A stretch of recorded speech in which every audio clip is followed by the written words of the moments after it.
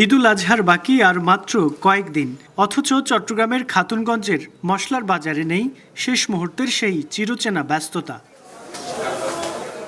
গেল বছরও এই সময়ের দূরদূরান্ত থেকে আসা খুচরা ও পাইকারি ব্যবসায়ীদের হাঁকডাকে মুখর ছিল চারপাশ, কিন্তু এবারের চিত্র সম্পূর্ণ উল্টো। অনেকটাই ক্রেতাশূন্য পুরো বাজার। ইনকামের প্রতি আর কি মানুষ একটু দুর্বল হওয়াতে এগুলো হচ্ছে না।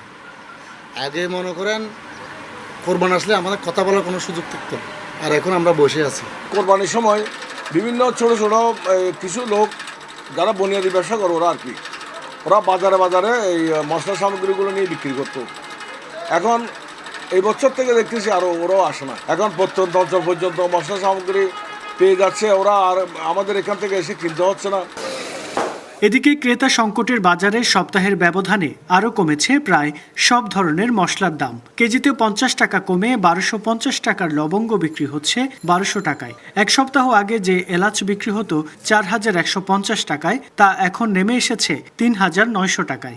একইভাবে 600 টাকার জিরা 550, 1020 টাকার গোলমরিচ 1000 এবং 200 টাকার দেশি হলুদ বিক্রি হচ্ছে 170 টাকায়। ব্যবসায়ী ও আমদানিকারকরা বলছেন, এই রহস্যময় দরপতনের নেপথ্যে রয়েছে সীমান্ত দিয়ে আসা বিপুল পরিমাণ অবৈধ পণ্য।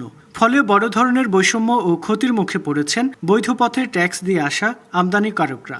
আমরা ট্যাক্স দিয়ে, রাজস্ব দিয়ে যে পণ্যগুলো নিয়ে আসি, আমাদের কস্টিংটা তাদের সাথে ডিস্টেন্স হয়ে যায় অনেক। যেমন 1 কেজি জিরাতে 290 টাকা কস্টিং, মানে ট্যাক্স দিতে হয়।